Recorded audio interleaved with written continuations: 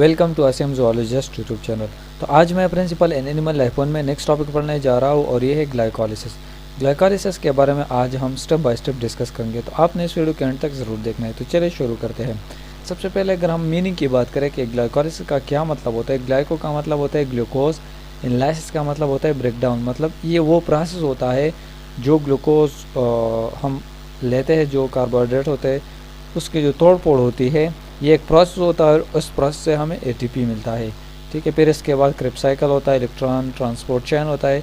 इन सब प्रोसेस से क्या होता है, ये ग्लूकोज के ब्रेकडाउन होते हैं और इससे हमें एनर्जी प्रोड्यूस होता है। तो ये वो प्रोसेस होता है। स्टेप बाय स्टेप मैं आप लोग के साथ डिस्कस करूँगा। 10 स्टेप्स है इसमें और स्ट्रक्चर वाइज भी हम डिस्कस करेंगे कि किस तरह ये स्ट्रक्चर भी हम डिस्कस करेंगे। अगर हम बात करें glycolysis is the initial step of catabolic chemical reaction. अब कैटाबॉलिक का क्या मतलब होता है? कैटाबॉलिक का मतलब होता है ये वो प्रोसेस होता है, एक होता है एनाबॉलिक जिसमें जो छोटे मोनोमर्स होते हैं वो कंबाइन होते हैं और एक मॉलिक्यूल बनाते हैं। वाइल कैटाबॉलिक केमिकल रिएक्शन क्या होता है, ये वो प्रोसेस होता है जो लार्ज मॉलिक्यूल क्या होता है, ये ब्रेकडाउन की होती है। तो इसे कैटाबॉलिक केमिकल रिएक्शन होता है। ये पोस्ट कैटाबॉलिक रिएक्शन होता है।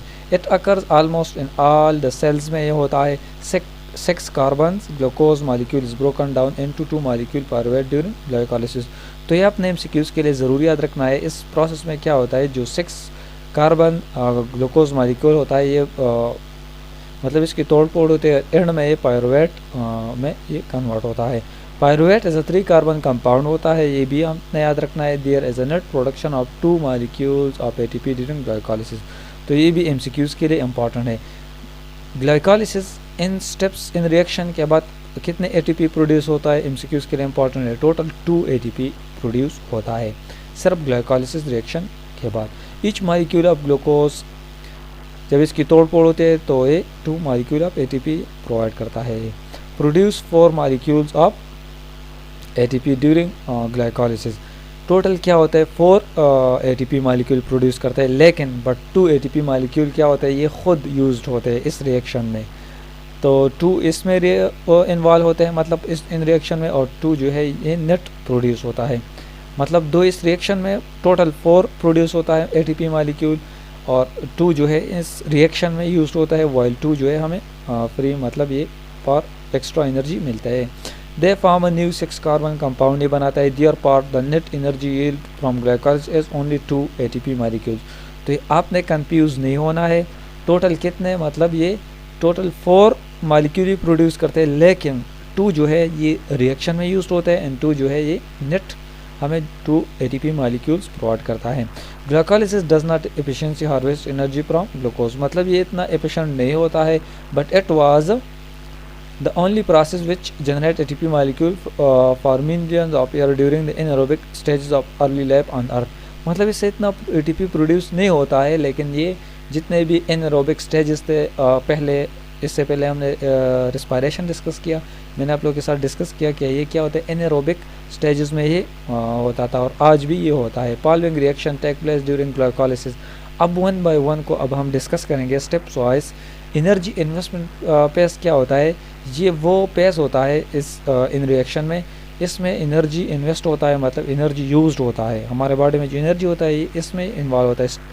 स्टेप फर्स्ट की अगर हम बात करें, ग्लूकोज एंटर द सेल। जब ग्लूकोज एंटर होता है to cell, it is phosphorylated होता है बाय एंजाइम हेक्सोकाइनेस की वजह से। क्या होता है, फास्फोराइलेटेड होता है। The enzyme transfer a phosphate group from ATP to the glucose to form glucose 6 phosphate. जब इसके साथ फॉस्फेट ग्रुप अटैच होता है इस ग्लूकोज के साथ, तो ये बनाता है glucose 6 phosphate. The plasma membrane is impermeable ions, so the electrical charge of the phosphate group trap the sugar in the cells।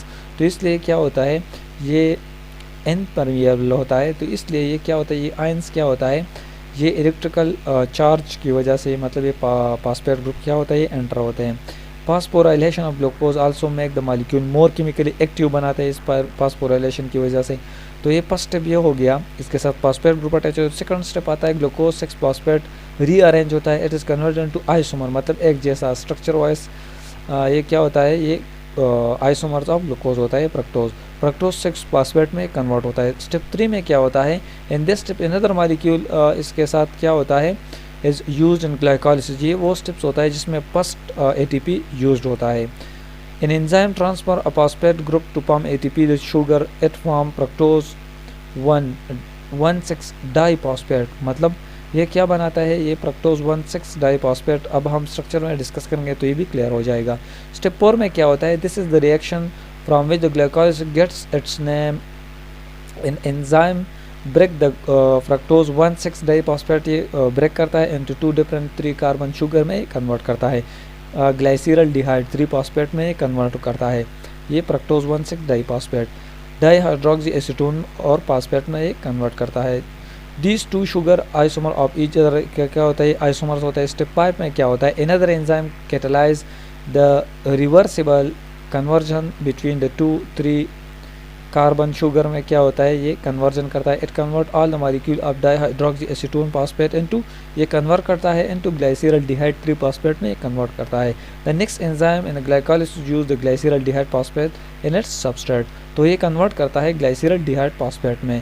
अब नेक्स्ट पेज हमारे पास आता है एनर्जी यील्डिंग पेज, ये अब हमें एनर्जी प्रोवाइड करता है। स्टेप 6 में क्या होता है, an enzyme now catalyze 2 reaction इसमें होता है। First the sugar is oxidized by the transfer of electron NH to NADH, तो ये बनाता है NADH, ये बनाता है। दिस रिएक्शन इज़ वेरी एक्सॉर्गेनिक, इसके लिए एनर्जी रिक्वायर होता है फ्रॉम आउटसाइड -10.3 किलो कैलोरीज पर मोल एनर्जी के लिए रिक्वायर होता है। The enzyme use this energy to attach the phosphate group to the oxidize substrate के साथ ही अटैच करता है ये सब phosphate. It form 1,3 di phosphoglyceric acid ये बनाता है। The source of this phosphate is inorganic phosphate होता है ये। It is the way present in the cytosol में ये होता है। स्टेप 7 में क्या होता है, finally glycolysis produce some ATP, the phosphate group added to the previous step as transferred to ADP में प्रोड्यूस होता है ATP। It form 3 phosphoglyceric acid में ये कन्वर्ट होता है। This compound is not a sugar, ये शुगर नहीं होता है क्योंकि इसमें क्या होता है, ये इसमें भी एक ATP यूज्ड होता है। स्टेप 8 की अगर हम बात करें, in this next an enzyme relocates the remaining phosphate group को क्या करते हैं, ये रीलोकेट करता है टू फॉर्म फॉस्फोग्लाइसिरिक एसिड बनाता है। This prepare the substrate for next reaction के लिए प्रिपेयर करता है। 9 स्टेप में क्या होता है, the enzyme remove a water molecule from 2 phosphoglyceric acid से वाटर रिमूव करता है in double bond in the substrate. It form phosphoenol pyruvate में एंड में कन्वर्ट PEP में, और PEP भी इसे कहते हैं। This make the substrate very unstable ये बनाता है। स्टेप 10 में क्या होता है, the last reaction transfer the phosphate group to phosphoenol pyruvate में कन्वर्ट करता है into ADP। So it produce more ATP since this step occur twice for each glucose के लिए ट्वाइस होता है। So there is a net gain of 2 ATP molecule in the meantime glucose is being broken down and oxidized in 2 molecule of pyruvate. It is the end product of glycolytic pathway में ये क्या होता है, ये end product होता है, मतलब ये टोटल 2 ATP प्रोड्यूस करता है। अगर हम स्ट्रक्चर की बात करें तो ये क्या होता है, ग्लूकोज होता है स्ट्रक्चर वाइज, इसकी ग्लाइकोलिसिस होती है, लाइसिस होते हैं ग्लूकोज की, तो ये एंड प्रोडक्ट क्या पायरुवेट में कन्वर्ट होता है। और जो ये क्या होता है, एनारोबिक प्रोसेस होता है, ये फर्मेंटेशन में भी जाता है, ये इससे इलेक्ट्रिक एसिड और अल्कोहल भी बनाता है। जब इसके साथ कोएंजाइम ये अटैच होता है तो ये साइटोप्लाज्म में होता है ग्लाइकोलिसिस। जब इसके साथ कोएंजाइम अटैच होता है तो ये मतलब ये माइटोकॉन्ड्रिया में रिएक्शंस प्रोसीड होता है। और ये क्या होता है, एरोबिक रेस्पिरेशन होता है जिसे Krebs cycle, electron transport chain, और एंड में क्या होता है 36 ATP प्रोड्यूस होता है इन सब रिएक्शन से। अगर हम बात करें तो इस तरह ये क्या होता है, ये ग्लूकोज होता है स्ट्रक्चर, इसके साथ क्या होता है ग्लूकोज 6 फॉस्फेट में, जिस तरह आप लोग के साथ स्टेप्स में डिस्कस किया। फिर फ्रक्टोज 6 फॉस्फेट इसके साथ अटैच होता है। यहाँ पर क्या होता है, एक ATP यहाँ पर यूज़ होता है और यहाँ पर यूज़ होता है फ्रक्टोज 1,6 डाइफॉस्फेट, और यह क्या होता है ग्लाइसिरल डिहाइड 3 फॉस्फेट में कन्वर्ट होता है। 1,3 डाइफॉस्फोग्लाइसिरिक acid 3 phosphoglyceric acid 2 phosphoglyceric acid में, और फॉस्फोइनोल पायरुवेट एंड में 2 पायरुवेट में कन्वर्ट होते हैं। तो ये डिफरेंट स्टेप्स ऑफ ग्लाइकोलिसिस होते हैं। तो ये थी कुछ बेसिक टर्मिनोलॉजी अबाउट ग्लाइकोलिसिस। तो ये थी आज की छोटी सी वीडियो। उम्मीद करता हूँ कि आप इस वीडियो को लाइक करेंगे, दोस्तों के साथ शेयर करेंगे और हमारे यूट्यूब चैनल को ज़रूर सब्सक्राइब करेंगे। Thank you so much for watching, bye.